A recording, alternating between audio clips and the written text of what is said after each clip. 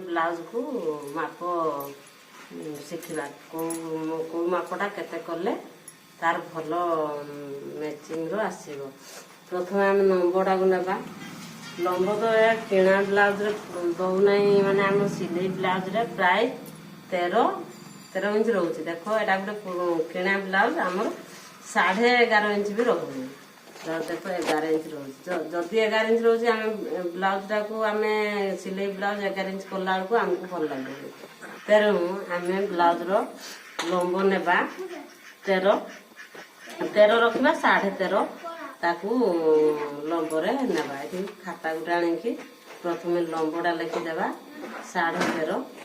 तापर आम बड़ी बड़ी आम पछपटू नापिबा। केतेबेले भी सांग माने तमें आग पटू मापिब ना। आग पटे जदि मापिब आमर जो आग पटू नापिदेले टाइम जिते टाइम देवा आमर सेते अधिक लंबा हो अधिक लंबा हो गले ब्लाउजटा फिटिंग हम ना। तेणु आम ब्लाउजटा पछपटे आम मापिबा चेष्टा करवा। सब जिते भी सांग मैंने तुम ब्लाउज माप नेब ब्लाउज पुराणा ब्लाउज आउ सबु बड़े पछपट कपड़ा को माने ब्लाउज टाक पकईदेव। पकई सारा पछपटू माप ना। पछपटू आम लंब नेलु 13.5। तापर आम बड़ी नेबा। बड़ी केते अच्छे आमर 18 दुणे 36। आम 36 साइज गोटे ब्लाउज तैयारी करवा। 36 बड़ी नेल 36 बड़ी जदि आम नेलु 36 हेले कांध केते मागुची सी देखा आम एटार किणा ब्लाउज आम सिलाई ब्लाउज रे कांध केते मागिबो। तापर आम ये मागी एटा को मापी देबा।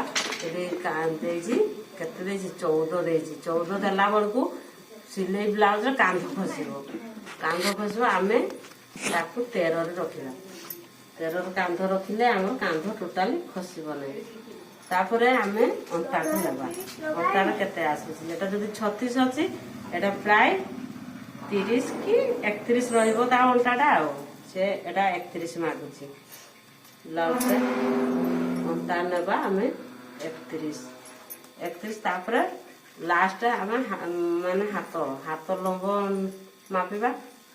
हाथ लंब केते मागुची हमको से मागुची 4 मागुची आम 4.5 रे लिखिबा। नहले आम सिलाई कला बेलू ये एपट सेपट हो 4.5 हो कि 5 हो जे जिते सांग मैंने पकई पारे 4.5। तापर आमर हाथ गुले सांग मैंने सब मुड़िया कहूँ है सब आमर हाथ गुले देवा कौन एटा